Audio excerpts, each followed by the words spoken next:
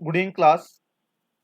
तो आज हमारा सोशियोलॉजी लेक्चर 35 जो मैक्स वेबर ने ब्यूरोक्रेसी पे काम किया है उसकी हम आज देखेंगे। This session is taken by me Harsh Bansal, IRS officer of Indian revenue service. तो ये ब्यूरोक्रेसी आज का जो सोशियोलॉजी का जो टॉपिक है ये आपके जीएस पेपर 2 में भी काम आएगा आपको, क्योंकि उसमें भी एक आपको टॉपिक है ब्यूरोक्रेसी एंड डेमोक्रेसी। तो ये आपको जीएस पेपर 2 ऑप्शनल में भी काम आएगा। तो जहां पे अगर क्रिटिसिज्म देखेंगे तो आपको सिर्फ थिंकर्स के नाम हटाने हैं और आप वैसे भी आंसर लिख सकते हैं। तो पेपर 2 में भी जी आपको आज का जो लेक्चर है ये काम आएगा। तो मैक्स वेबर का जो वर्क था वो हमने देखा है। सोशल एक्शन हमने ऑलरेडी देख चुके हैं, आइडल टाइप देख चुके हैं, एंड पावर एंड अथॉरिटी ये भी देख चुके हैं। तो आज हम ब्यूरोक्रेसी एंड उसके बाद एक देखेंगे sociological analysis of lateral entry. Lateral entry की सोशियोलॉजिकल एनालिसिस क्या हो। तो जो लेटरल एंट्री है ये आपके पेपर 2 में भी आपको क्वेश्चन आ सकता है। पेपर 2 में तो जो जीएस पेपर 2 है, तो अभी हम देखते हैं ब्यूरोक्रेसी। तो जो बेबर है, तो बेबर क्या करेगा, ब्यूरोक्रेसी क्या करेगा, आइडल टाइप ड्रॉ करेगा। तो ब्यूरोक्रेसी क्या है कि सोशल रियलिटी है। ब्यूरोक्रेसी के सभी जो एस्पेक्ट हैं वो नहीं कैप्चर कर पाएगा, तो इसलिए वो इसेंशियल एलिमेंट वो आइडल टाइप के ड्रॉ करेगा, जैसे कि जहां पे इसने ड्रॉ किए हुए। और हमने देखा था भी बेबर ने जब अथॉरिटी की बात की थी तो उसने 3 तरह की अथॉरिटी की बात की थी। Traditional authority, charismatic authority and legal rational authority. तो बेबर का मानना है भी जो लीगल रैशनल अथॉरिटी वो कैसे कैरी आउट करते हैं, वो किसके थ्रू कैरी आउट करते हैं, ब्यूरोक्रेसी के थ्रू। तो ब्यूरोक्रेसी क्या है, it is the organisation operators of modern state and modern capitalist state is completely dependent on bureaucratic organisation from its continued existence. तो अगर आप देखोगे जो ब्यूरोक्रेसी है वो सभी जगह मिलेगी आपको, स्टेट में मिलेगी, स्कूल्स में मिलेगी, हॉस्पिटल्स में मिलेगी, जहां तक के टेम्पल्स में मिलेगी, चर्च में मिलेगी, क्योंकि यही है एक मॉडर्न सोसाइटी की ब्यूरोक्रेसी क्या है, hallmark, according to Max Weber. तो मैक्स वेबर ने ब्यूरोक्रेसी की जहां पे आइडल टाइप ड्रॉ की, तो आइडल टाइप में उसने क्या किया, उसने जहां पे डिफरेंट डिफरेंट जो इंपॉर्टेंट एलिमेंट्स है वो उठाए। तो पहला एलिमेंट क्या है, function defined by law, formalise return rules and regulation. तो एक ऐसा नहीं है भी एक ब्यूरोक्रेट का जो मन किया वो वैसे ही कर सकता है, कुछ लॉज हैं वो डिफाइन किए हुए हैं, उसी की बेसिस पे उसको काम करना पड़ता है। Hierarchy of authority, observation of legitimate order. एक अथॉरिटी की हायरार्की होगी, ये हायरार्की कैसे होती है मैं नेक्स्ट आपको स्लाइड में दिखाता हूँ। Assessment and selection of employees for their technical competence.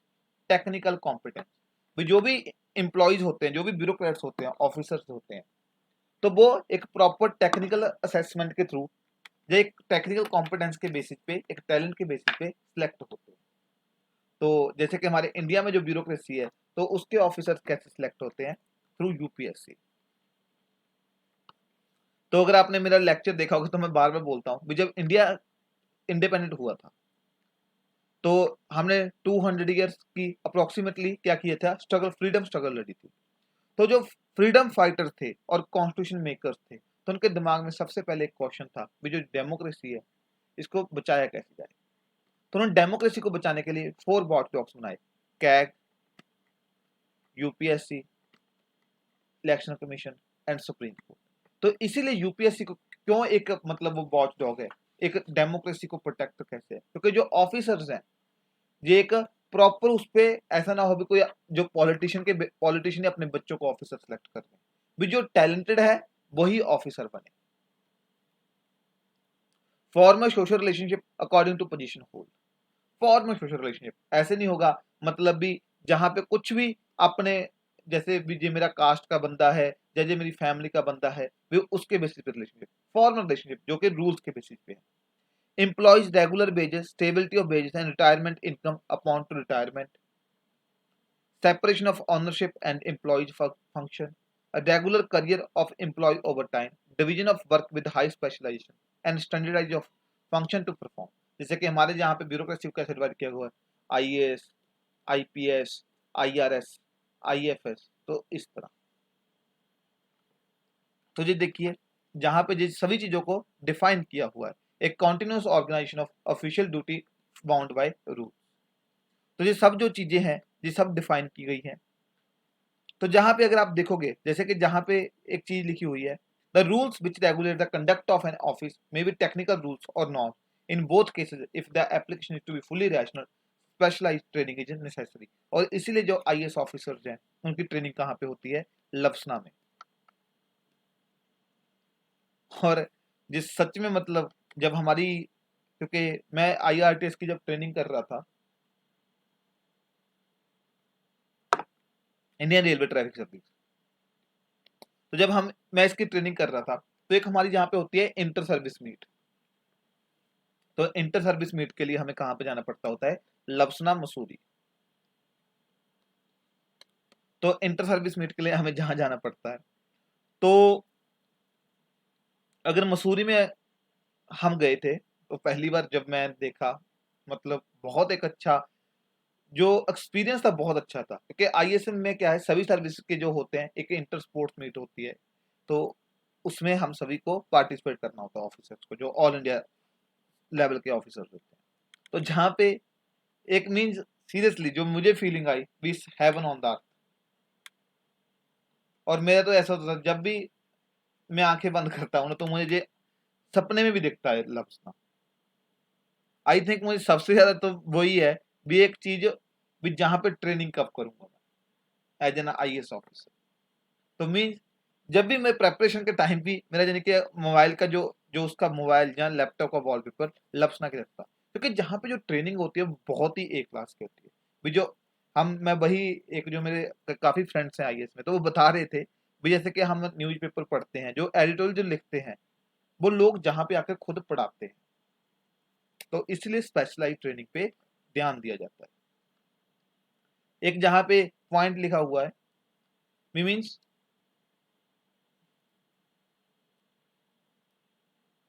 the organization of office follow the principle of hierarchy, that is each lower office is under the control of supervision of a higher one, there is a right of appeal and statement of grievance from lower to higher। तो जहां पे क्या होता है, proper hierarchy होता है। जैसे कि ये देखिए, ये आईआरएस जो मेरी अभी प्रेजेंट सर्विस है कस्टम एंड एक्साइज, तो हमें जो ऑफर लेटर मिला है मिनिस्ट्री ऑफ फाइनेंस के द्वारा, तो वहां पे हमारी जो पहली पोस्टिंग है वो किसकी है, असिस्टेंट कमिश्नर की, assistant commissioner of central GST. तो उसके बाद ये देखिए कैसे हायरार्की एक फॉलो होती है। हम जूनियर टाइम स्केल पे हैं, एंट्री लेवल जो प्रोबेशनर है, उसके बाद deputy commissioner, joint commissioner, additional commissioner, commissioner of central GST custom and additional director general, principal commissioner, फिर चीफ कमिश्नर, फिर प्रिंसिपल चीफ कमिश्नर, फिर उसके जो सीबीआईसी के चेयरपर्सन होते हैं।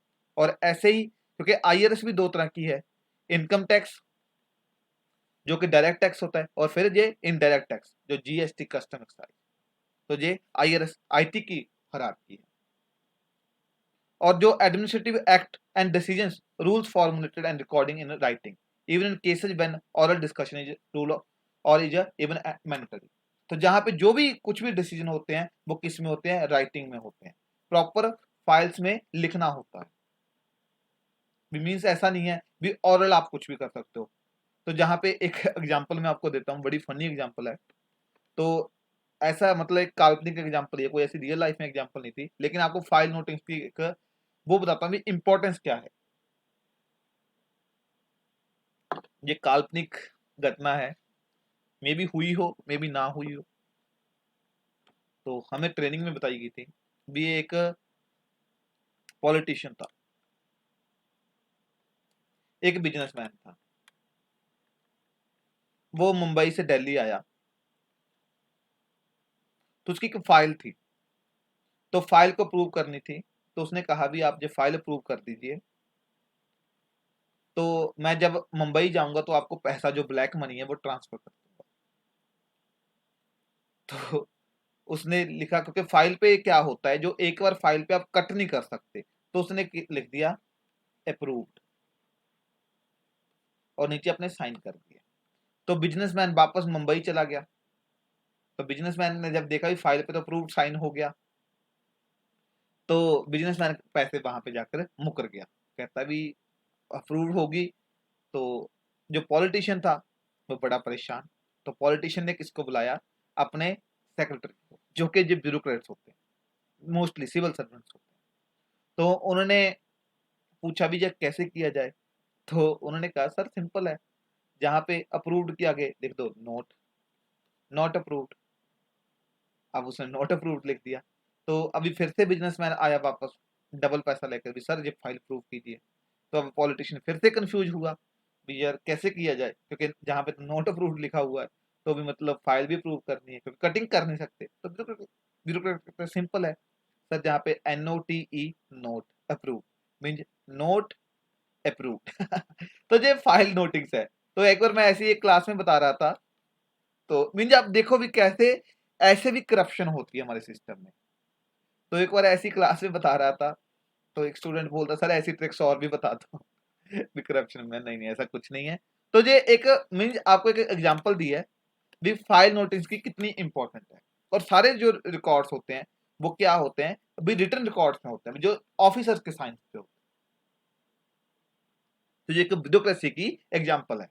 और फंक्शन ऑफ ब्यूरोक्रेसी क्या है, फंक्शन ब्यूरोक्रेसी के इंडिविजुअल को क्या होंगे, क्योंकि इंडिविजुअल को क्या है, अब जैसे कि हमें क्वेश्चन पूछते हैं कई बार इंटरव्यू में जाते हो भी why do you want to become an bureaucrat या why do you want to become an civil servant.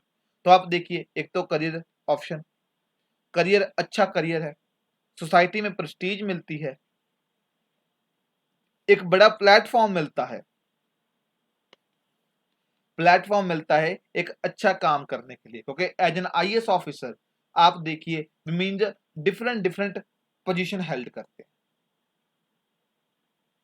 और जहां पे वर्क, और कई बार पता क्या होता है, वो आपको प्रॉपर पे करते हैं। लेकिन कुछ ऑफिसर्स जो अच्छा काम कर रहे थे, क्योंकि एक ब्यूरोक्रेट को क्या होता है भी कर्टन के पीछे रहकर काम करना, कभी उसको ये नहीं होता। अभी कुछ IAS ऑफिसर मैं देखता हूँ भी कोई भी इंस्पेक्शन पे जाते हैं, तो मैं बड़ा हैरान होता भी उनके साथ कैमरे की वीडियो कैसे अपलोड हो जाती है। भी मैं भी जाता हूँ, फिर कैमरे वाला बंदा साथ में लेकर जा रहे हो। तो मीन एक इसी को देख के ना, मेरा ये न्यूटन मूवी का एक डायलॉग था, बड़ा फेमस डायलॉग था। वो न्यूटन में वो पूछते हैं इससे राजकुमार राव से भी आपको पता है आपकी प्रॉब्लम क्या है। वो कहता है ऑनेस्टी, कहता नहीं, ऑनेस्टी का घमंड, ईमानदारी का घमंड। तो मीन्स भी यानी कि जो ये ऑफिसर्स करते हैं, मीन्स कैमरा लेकर वो कर दिया, या क्योंकि सोसाइटी में भी क्या, एज एन ऑफिसर भी एज एन ह्यूमन बीइंग भी आपका सिंपल कंसेप्ट क्या होना चाहिए, नेकी करो दरिया में डालो, सिंपल। तो लेकिन आप देखोगे ऑफिसर्स वो वीडियो अपलोड पहले होती है भी उनका यूट्यूब चैनल पे, आई डोंट नो बीजे कैसे होता है। वी मीन कुछ अवेयरनेस की वीडियो है वो फिर भी मानते हैं, लेकिन आप छोटे से वो जा रहे हो उसको डांट दिया उसकी वीडियो भी अपलोड हो रही है, किसी का सड़क पे जाके चालान काट रहे हो उसकी वीडियो भी अपलोड हो रही है। तो वो आई थिंक गलत है। अगर कुछ अवेयरनेस कैंपेन है भी, जैसे हाँ जी ये जैसे कुछ अवेयरनेस कैंपेन की वीडियो, वो फिर भी मैं मानता हूं। फंक्शन टू इंस्टीट्यूशन, आप देखिए एक ईमानदार ब्यूरोक्रेट होगा तो वो इंस्टीट्यूशन को ट्रांसफॉर्म कर देते हैं। जैसे कि ये एक ईमानदार IAS ऑफिसर थे विनोद राय, तो उन्होंने, अब आप देखा होगा जो कैग था, कैग इतना क्रिटिसाइज होता था, इसको पोस्टमार्टम बॉडी बोलते थे, पोस्टमार्टम बॉडी, मतलब कैग का कोई रेलेवेंट नहीं था। लेकिन जब विनोद राय एक ईमानदार IAS ऑफिसर है तो उन्होंने दिखाया भी 2G scam, Commonwealth scam, Commonwealth scam, उसके बाद कोल स्कैम, डिफरेंट डिफरेंट स्कैम्स का। ये एक बार इनकी आप बुक पढ़िए, मैंने ये बुक पढ़ी हुई है, बहुत प्यारी बुक है, अगर आपका टाइम है। ऐसे नहीं मतलब, क्योंकि मैं तो बुक इसलिए पढ़ता था क्योंकि मैं मेंस जब दे देता था, मेंस का भी रिजल्ट आना होता था, इंटरव्यू की तैयारी, तो मेंस और इंटरव्यू जब मेंस का रिजल्ट के टाइम मैं ये बुक्स काफी पढ़ी है। तो नॉट जस्ट एन अकाउंटेंट, ये बुक पढ़िए, आप देखेंगे भी कैसे हमारा सिस्टम काम कर रहा है, अगर टाइम है। ऐसे नहीं, अगर टाइम नहीं है तो बाद में पढ़ लीजिएगा।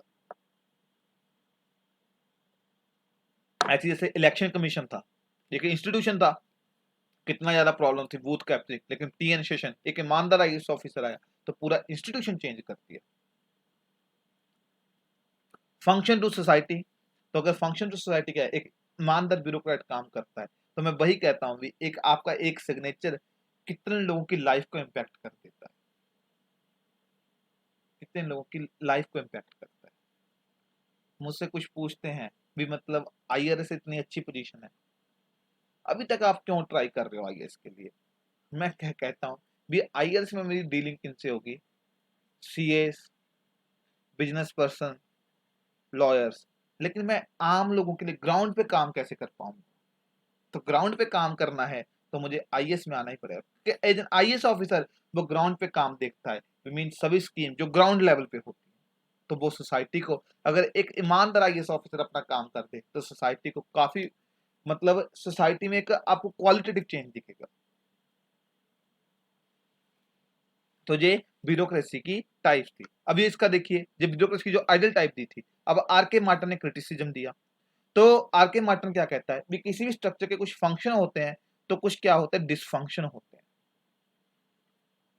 डिसफंक्शन जो होते हैं मीन जो नेगेटिव फंक्शन होते हैं, तो हमारी ब्यूरोक्रेसी जैसे काफी वो होता है, भी क्रिटिसिज्म होता है भी वो उतना काम नहीं कर रही जितना एक आजादी के टाइम पे सोचा गया था जब इन देश आजाद हुआ था।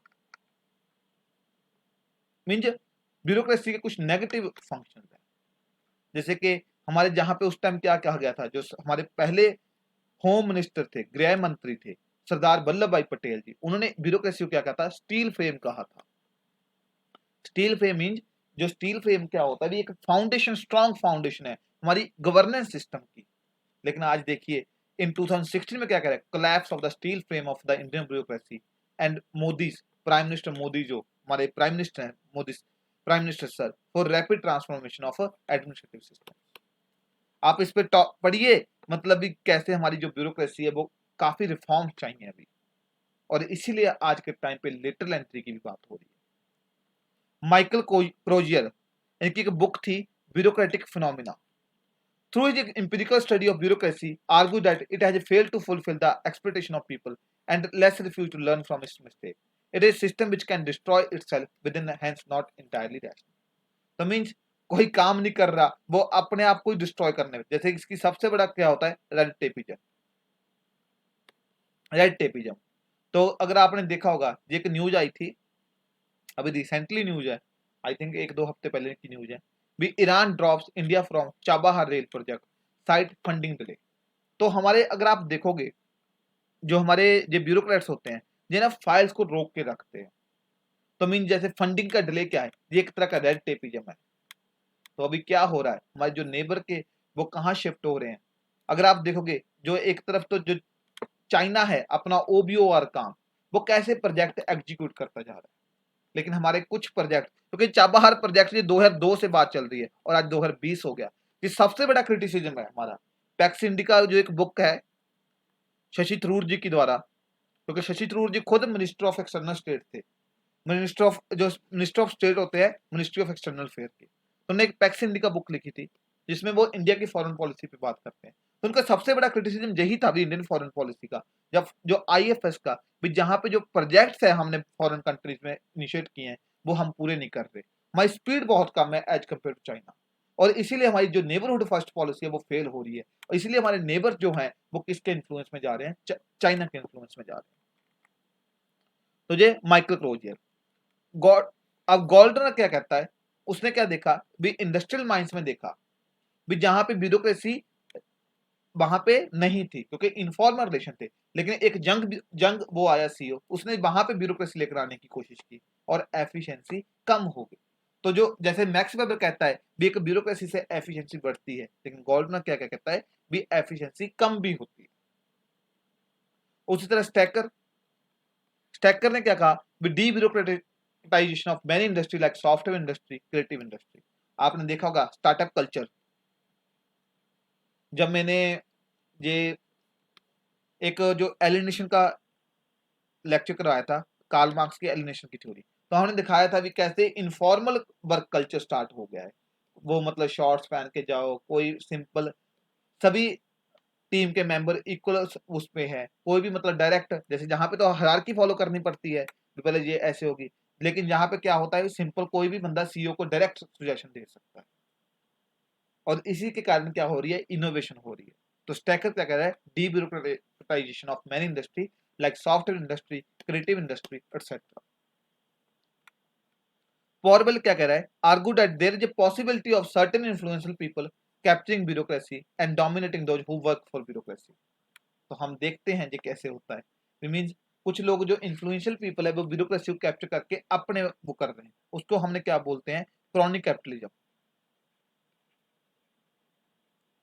हमने देखा है ये काफी जो बिजनेसमैन होते हैं वो ब्यूरोक्रेट्स को पैसा खिला देते हैं, और बाद में वो सभी जो फाइलें होती हैं उनके फेवर में साइन हो जाती है।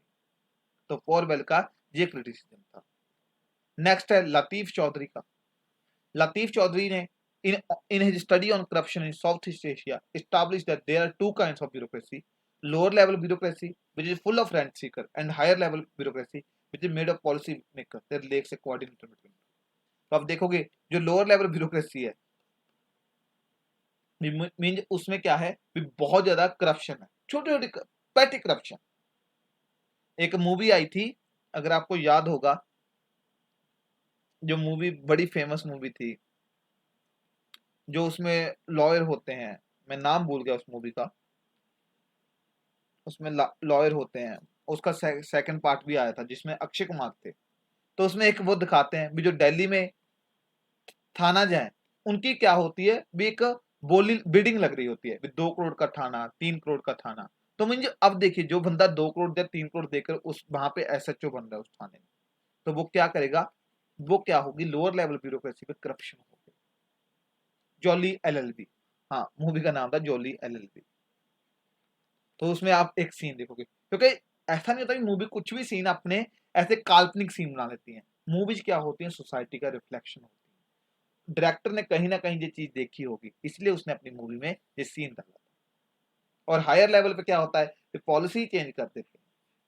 तो दोनों में क्या है, कोऑर्डिनेशन की कमी है। तो ये ब्यूरोक्रेसी के कुछ क्रिटिसिज्म थे जो हमने देखे, भी आर के मटर ने देखे, Michael Crozier, Gouldner, Stacker, Porbel and Latif Chaudhary. तो इन्होंने ये ब्यूरोक्रेसी को क्रिटिसाइज किया। तो मैंने ऑलरेडी इसके क्वेश्चन दे रखे हैं आपको, मैंने जो क्वेश्चन सारे शेयर कर दिए थे, तो आप क्वेश्चन लिखिए और एजू गुरुकुल 93@gmail.com पे आप भेज सकते हो। एंड सेकंड थिंग क्या है, आपने ये टॉपिक मैंने करा दिया, आप अभी जाइए और नितिन सांगवान बुक से इस टॉपिक को पढ़िए। जो कुछ पॉइंट्स हैं, क्योंकि जहां पे मैंने कुछ इन्फॉर्मेशन दी वहां पे कुछ होंगे, तो दोनों क्लब करके आपके पास बेस्ट नोट्स बन जाएंगे। आई होप आपको ये लेक्चर अच्छा लगा होगा। वीडियो को लाइक कीजिए, शेयर कीजिए और हमारे चैनल को सब्सक्राइब कीजिए। अगर कोई डाउट्स हैं आपके तो आप कमेंट सेक्शन में पूछ सकते हो, या आप हमारे इस ईमेल आईडी पे भेज सकते हो। Thank you class.